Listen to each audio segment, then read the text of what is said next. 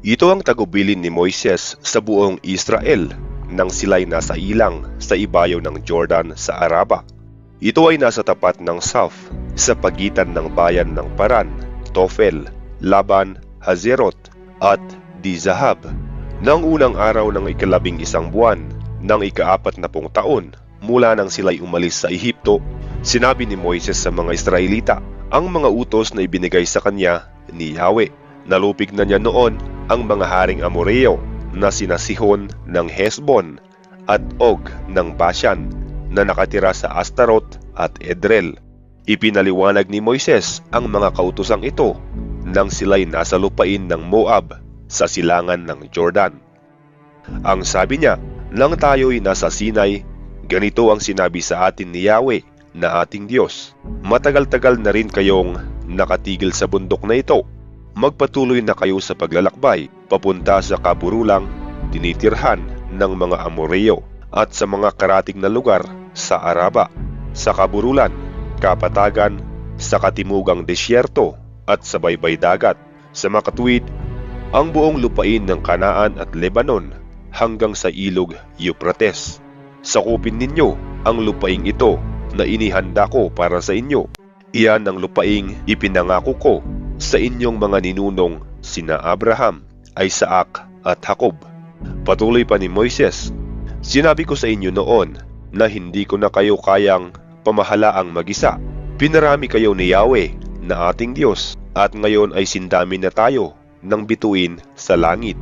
Naway pagpalain niya kayo at tulad ng kanyang pangako, paramihin nawa niya kayo ng 1,000 pang ulit.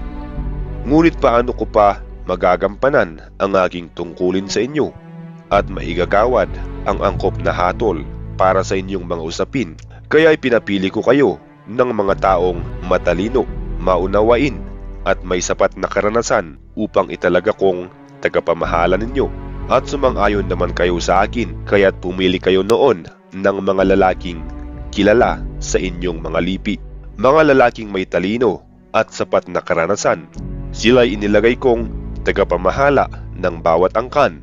Ang ilan sa kanila ay naging tagapamahala sa 1,000, sa 100, sa 50 at sa 10. Ipinagbilin ko sa kanila noon na pag-aralang mabuti ang usaping idudulog sa kanila at igawad ang kaukulang hatol ng walang kinikilingan.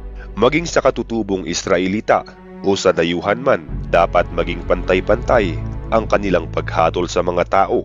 Ibibigay nila ang katarungan sa bawat tao, maging sino man siya. Huwag silang matatakot kanino sapagkat ang ihahatol nila ay mula sa Diyos. Kung inaakala nilang mabigat ang usapin, dalhin nila ito sa akin at ako ang hahatol. Sinabi ko rin sa inyo noon ang lahat ng dapat ninyong gawin. Bilang pagsunod sa utos ni Yahweh, nagpatuloy tayo ng paglalakbay mula sa Sinai. Pinasok natin ang napakalawak at nakakatakot na ilang bago tayo nakarating sa kaburulan ng mga Amoreo at narating nga natin ang Kades Barnea. Sinabi ko sa inyo noon, narito na tayo sa kaburulan ng mga Amoreo, sa lupaing ibinibigay sa atin ni Yahweh na ating Diyos. Ang lupaing ito inihanda na niya sa atin. Huwag na kayong magatubili na matakot man, sakupin na ninyo agad iyon tulad ng ipinagbilin sa atin ng Diyos ng ating mga ninuno. Ngunit hiniling ninyo na magpadala muna tayo ng mga espiya upang pag-aralan kung paano natin papasukin ng lugar na iyon. Sa tingin ko'y mabuti ang sinabi ninyo. Kaya pumili ako ng 12 kalalakihan, isa sa bawat lipi. Pumunta sila sa kaburulang iyon hanggang sa libis ng Eskol at dooy nagsiyasat. Nang sila'y magbalik, may dala silang mga prutas mula roon at sinabi nilang maganda ang lupaing ibinibigay sa atin ni Yahweh. Ngunit hindi kayo nagpunta. Sa halip ay sinuway ninyo ang utos ni Yahweh. Lihim kayong nag-usap-usap sa inyong mga tolda. Ang sabi ninyo, marahil ay galit sa atin si Yahweh, kaya niya tayo inilabas sa Ehipto at dinala rito upang ipapatay sa mga Amoreo. Paano tayo makakarating sa lupaing iyon? Nakakatakot palang pumunta roon. Mas malalaki pala kaysa sa atin ang mga tao roon. Malalaki ang lungsod at ang pader ay abot sa langit. May mga higanti pa roon. Ang sabi ko naman sa inyo, huwag kayong matakot sa kanila, sapagkat si Yahweh ang mangunguna sa inyo at ipaglalaban niya kayong tulad ng nakita ninyong ginawa niya sa Ehipto at sa ilang. Dinala niya kayong ligtas hanggang sa lugar na ito, tulad ng pagkalong ng isang ama sa kanyang anak. Sa kabila ng sinabi ko'y hindi pa rin kayo nagtiwala sa kanya, gayong siya ang nanguna sa inyo. Pinatnubayan niya kayo sa pamamagitan ng haliging apoy kung gabi at haliging ulap kung araw, at itinuro sa inyo ang inyong daraanan at ang inyong pagkakampuhan. Narinig ni Yahweh ang usapan ninyo at siya'y nagalit. Dahil dito, isinumpa niya, isa man sa inyo ay hindi makakarating sa lupaing aking ipinangako sa inyong mga ninuno, maliban kay Caleb na anak ni Jephunneh. Siya lamang ang makakapasok doon. Ibibigay ko sa kanya at sa kanyang magiging angkan ang lupaing maaabot niya, sapagkat lubusan siyang sumunod sa akin. Nagalit din sa akin si Yahweh dahil sa inyo. Sinabi niya, kahit ikaw, Moises, ay hindi makakapasok sa lupaing iyon. Ang kanang kamay mong si Joshua ang papasok doon. Palakasin mo ang kanyang loob, sapagkat siya ang mangunguna sa Israel sa pagsakop nila sa lupaing iyon.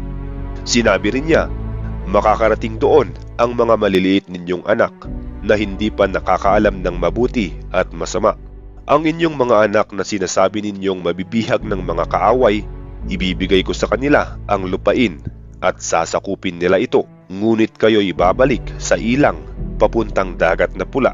Sinabi naman ninyo sa akin noon, nagkasala kami kay Yahweh, pupunta na kami roon at makikipaglaban tulad ng iniutos niya sa amin, at kayong lahat ay dali-daling nagsakbat ng sandata, sapagkat akala ninyo'y madali lamang ang paglusob sa kaburulan ng mga Amoreo. Ipinapigil kayo sa akin ni Yahweh, sapagkat hindi niya kayo papatnubayan at malulupig lamang kayo ng inyong sasalakayin. Ngunit hindi kayo nakinig sa akin. Sinuway ninyo ang utos ni Yahweh at nagpatuloy kayo sa inyong paglusob. Kaya naman parang mga bubuyog na dinagsa kayo ng mga Amoreo. Ginapi nila kayo at dinugis hanggang Horma. Dumaing kayo kay Yahweh, ngunit hindi niya kayo pinakinggan o pinansin man lamang. Kaya napilitan kayong tumigil ng matagal sa Kades. Tulad ng utos sa akin ni Yahweh, nagbalik tayo sa ilang tungo sa dagat na pula. Matagal din tayong naglakbay sa kaburulan ng Seir. Pagkatapos, sinabi sa akin ni Yahweh, matagal na rin kayong nagpapaikot-ikot sa kaburulang ito. Ngayon, lumakad na kayo papuntang Hilaga. Dadaan kayo sa Seir, ang lupain ng mga kamag-anak ninyo, ang lahi ni Esau. Takot sila sa inyo, ngunit mag-ingat pa rin kayo. Huwag ninyo silang kakalabanin, sapagkat kapiraso man ng lupain nila'y hindi ko ibibigay sa inyo. Ibinigay ko na sa lahi ni Esau ang kaburulan ng Seir. Bibilhin ninyo ang pagkain at inuming kukunin ninyo sa kanila. Pinagpala kayo ni Yahweh sa lahat ng inyong ginawa, at hindi niya kayo hiniwalayan sa inyong paglalakbay sa ilang. Sa loob ng 40 taon, hindi kayo nagkulang sa anumang bagay, kaya dumaan lamang tayo sa kanilang lupain at nagpatuloy sa paglalakbay, palayo sa Araba, Elat at Ezion-Geber, at tayo ay napunta sa ilang ng Moab. At sinabi sa akin ni Yahweh, huwag rin ninyong guguluhin o sasalakayin ang mga Moabita. Ang lupain ng Ar ay ibinigay ko na sa lahi ni Lot. Ngayon nga'y magpatuloy kayo. Tumawid kayo sa batis ng Zared, at ganoon nga ang ginawa natin. 38 taon ang nakalipas mula nang umalis tayo sa Kades Barnea hanggang sa pagtawid natin sa Zared, tulad ng isinumpa ni Yahweh. Walang natira sa mga mandirigma ng salinlahing iyon. Patuloy silang nilabanan ni Yahweh hanggang malipol silang lahat. Nang wala na ngang natitira sa mga mandirigma ng lahing iyon, sinabi sa akin ni Yahweh, ngayon ay tumawid kayo sa Ar, sa hangganan ng Moab. Pagdaan ninyo sa lupain ng mga anak ni Amon, huwag ninyo silang guguluhin o didigmain, sapagkat kapiraso man ng lupa nila'y hindi ko ibibigay sa iyo. Ibinigay ko na iyon sa mga anak ni Lot. At doon ay sinabi ni Yahweh, magpatuloy kayo, Tumawid kayo sa ilog Arnon, mabibihag ninyo si Sihon, ang hari ng mga Amoreo sa Hesbon, at masasakop ninyo ang kanyang lupain. Kaya't simulan na ninyo ang pagsakop sa lupain niya, dahil sa gagawin ko ay matatakot sa inyo ang lahat ng bansa sa daigdig. Mabangkit lamang kayo'y manginginig na sila sa takot. At mula sa ilang ng Kedemot, nagpadala ako ng sugo kay Haring Sihon na taga Hesbon upang magalok ng kapayapaan. Magkikiraan kami sa iyong lupain, hindi kami lilihis ng daan. Babayaran namin ang aming kakainin at iinumin.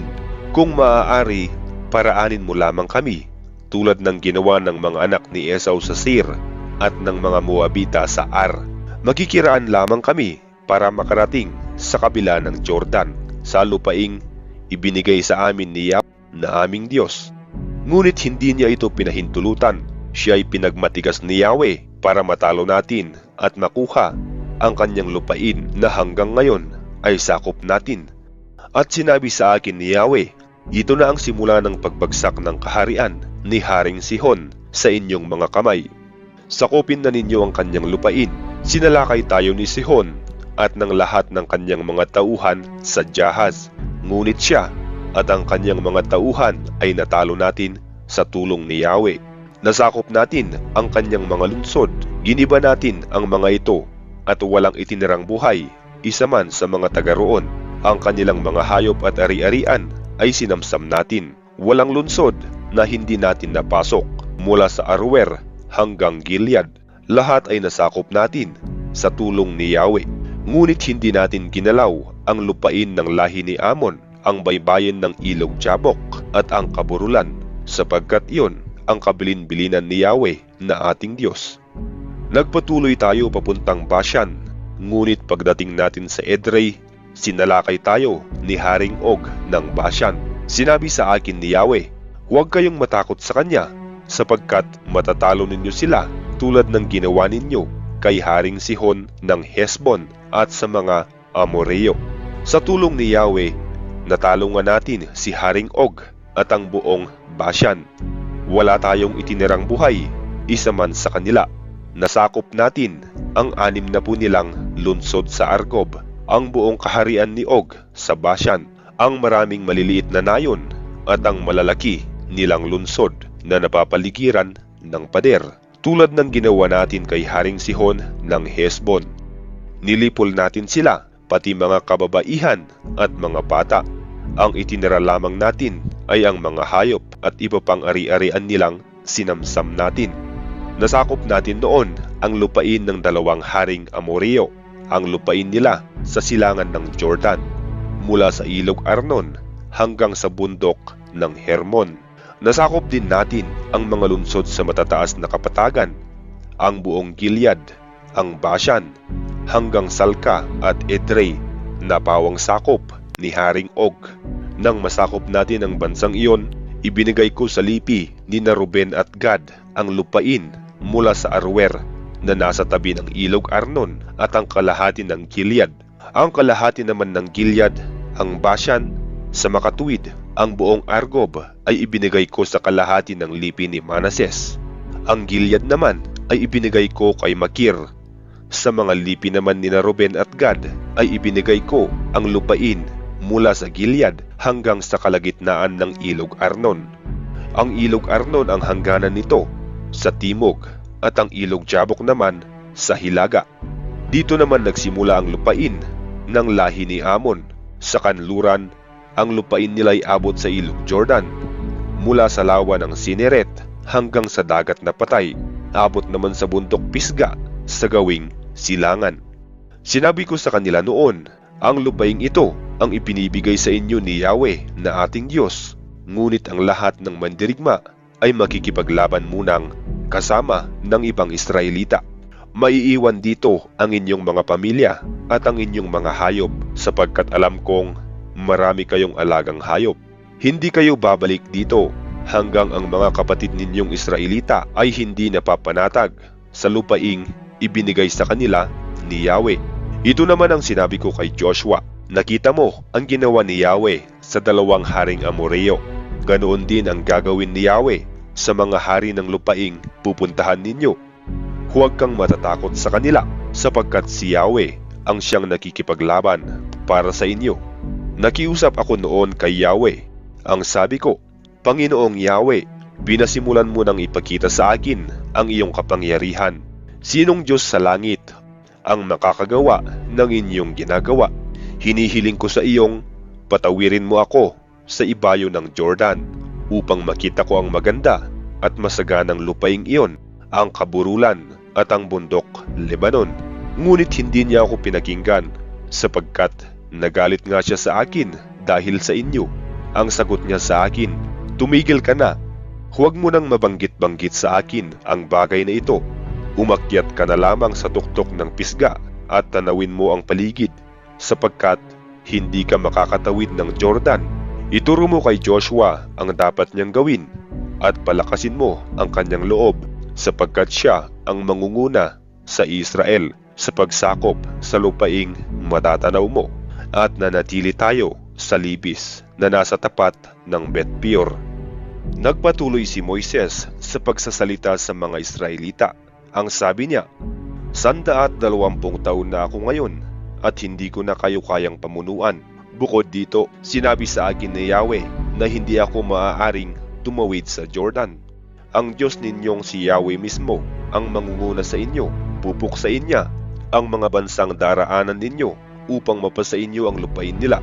Si Joshua ang inyong magiging pinuno, gaya ng sinabi ni Yahweh. Ang mga bansang iyon ay lilipulin ni Yahweh tulad ng ginawa niya sa mga haring Amoreo na sina Sihon at Og, at sa kani-kanilang kaharian. Sila ipapabihag ni Yahweh sa inyo, at gagawin naman ninyo sa kanila ang sinabi ko sa inyo. Magpakatatag kayo at lakasan ninyo ang inyong loob. Huwag kayong matakot sa kanila, sapagkat sasamahan kayo ni Yahweh na inyong Diyos. Hindi niya kayo iiwan ni pababayaan man. Ipinatawag ni Moises si Joshua, at sa harapan ng sambayanan ng Israel ay sinabi ang ganito, Magpakatatag ka at lakasan mo ang iyong loob, sapagkat ikaw ang mangunguna sa bayang ito sa pagsakop sa lupaing ipinangako ni Yahweh sa kanilang mga ninuno. Si Yahweh ang mangunguna sa iyo. Sasamahan ka niya, hindi ka niya bibiguin o pababayaan man, kaya't huwag kang matakot ni panghinaan ng loob. Isinulat ni Moises ang mga utos at ibinigay ito sa mga paring tagadala ng kaban ng tipan at sa matatandang namumuno sa bayan. Sinabi niya, sa pista ng mga tolda, tuwing katapusan ng 7 taon, na siyang taon ng pagpapatawad ng utang, basahin ninyo ang kautosang ito sa harap ng buong Israel sa lugar na pipiliin ni Yahweh upang dooy sambahin siya. Tipunin ninyong lahat ang mga lalaki, babae, bata, pati ang mga dayuhang kasama ninyo upang marinig nila ang kautosang ito. Sa ganoon, matututo silang matakot sa Diyos ninyong si Yahweh at sumunod sa kanyang mga utos. Pati ang inyong mga anak na hindi pa nakakaalam nito ay magkakaroon ng takot kay Yahweh habang sila'y nabubuhay sa lupaing titirhan ninyo sa ibayo ng Jordan. Sinabi ni Yahweh kay Moises, malapit ka nang mamatay. Tawagin mo si Joshua at pumunta kayo sa toldang tipanan upang bigyan siya ng mga bilin. Gayon nga ang ginawa nila. Si Yahweh ay bumaba sa toldang tipanan sa anyong haliging ulap at tumayo sa pintuan. Sinabi pa ni Yahweh kay Moises, nalalapit na ang iyong kamatayan. Kapag nangyari na ito, ang Israel ay magpapakasama at maglilingkod sa mga Diyos-Diyosan sa lupaing pupuntahan nila. Tatalikod sila sa akin at sisira sa aming kasunduan. Kung magkaganoon, magagalit ako sa kanila. Itatakwil ko sila't tatalikuran at sila'y madaling mabibihag ng kaaway. Daranas sila ng mga kaguluhan at kapahamakan hanggang mapag-isip-isip nilang ito'y dahil sa akong Diyos nila ay hindi nila kasama. Pababayaan ko sila dahil sa kasamaang ginawa nila, ang pagsamba nila sa mga Diyos-Diyosan. Kaya nga, isulat mo ang awiting ito at ituro sa bansang Israel upang maging tagapagpaalaala sa kanila. Kapag nadala ko na sila sa lupaing mayaman at sagana sa lahat ng bagay tulad ng aking pangako sa kanilang mga ninuno, mamumuhay na sila ng sagana at tiwasay Ngunit sasamba sila at maglilingkod sa mga Diyos-Diyosan. Tatalikod sila sa akin at sisira sa aming kasunduan. Kung darating na sa kanila ang matinding kahirapan at kaguluhan, ang awit na ito ang siyang susumbat sa kanila, sapagkat matatanim ito sa isipan ng magiging lahi nila.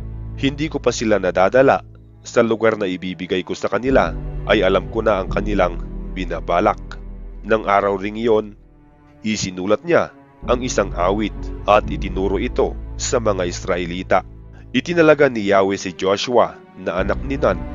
Sinabi niya, magpakatatag ka at lakasan mo ang loob mo, sapagkat ikaw ang mangunguna sa Israel sa pagpunta nila sa lupaing ipinangako ko sa kanila. Hindi kita pababayaan. Matapos isulat ni Moises sa isang aklat ang buong kautusan, sinabi niya sa mga pari, dalhin ninyo ang aklat na ito at itabi sa kabandang tipan upang maging babala sa inyo. Alam kong kayo'y mapaghimagsik at matigas ang ulo. Kung ngayong buhay pa ako ay lagi kayong naghihimagsik kay Yahweh, lalo na kung patay na ako. Pupulungin ko ang inyong matatanda at ang inyong mga pinuno. Ipapaliwanag ko sa kanila ang mga bagay na ito at gagawin kong saksi ang langit at lupa laban sa kanila, sapagkat natitiyak kong kayo'y magpapakasama. Pagkamatay ko, lilihis kayo sa daang itinuro ko sa inyo. Darating ang araw na magagalit sa inyo si Yahweh dahil gagawin ninyo ang pinakaaayawan niya. Umahon si Moises mula sa kapatagan ng Moab patungo sa bundok ng Nebo sa taluktok ng Pisga sa gawing silangan ng Jericho. Ipinakita sa kanya roon ni Yahweh ang buong lupain mula sa Gilead hanggang Dan, ang buong Neftali, ang lupain ng Ephraim at Manases, ang buong lupain ng Juda hanggang sa dagat ng Mediteraneo, ang katimugan at ang kapatagan. Sa makatuwid ay ang libis ng Jericho, ang lunsod ng mga palmera hanggang Zoar. Sinabi sa kanya ni Yahweh, iyan ang lupain na aking ipinangako sa inyong mga ninunong sina Abraham, Isaac at Jacob. Sinabi ko sa kanilang, ibibigay ko ito sa kanilang lahi. Ipinakita ko ito sa iyo, ngunit hindi mo mararating. At si Moises na lingkod ni Yahweh ay namatay sa lupain ng Moab. Tulad ng sinabi ni Yahweh, inilibing siya ni Yahweh sa isang libis sa Moab sa tapat ng Bet-peor. Ngunit hanggang ngayon, walang nakakaalam ng tiyak na lugar. Siya ay 120 taong gulang nang mamatay. Hindi lumabo ang kanyang paningin at hindi rin nanghina ang kanyang pangangatawan. 30 araw siyang ipinagluksa ng Israel sa kapatagan ng Moab. Si Joshua na anak ni Nun ay napuno ng karunungan sa pamamahala, sapagkat ipinatong sa kanya ni Moises ang kanyang mga kamay. Sumunod sa kanyang mga Israelita at ginawa nila ang lahat ng utos na ibinigay ni Yahweh sa pamamagitan ni Moises. Mula noon ay wala nang lumitaw sa Israel na propetang katulad ni Moises na nakipag-usap ng harap-harapan kay Yahweh. Wala na ring nakagawa ng mga kababalaghang tulad ng ipinagawa sa kanya ni Yahweh sa Ehipto sa harapan ng Faraon at ng mga lingkod nito. Walang ibang nakagawa ng makapangyarihan at pambihirang mga gawa tulad ng ginawa ni Moises sa harapan ng bayang Israel.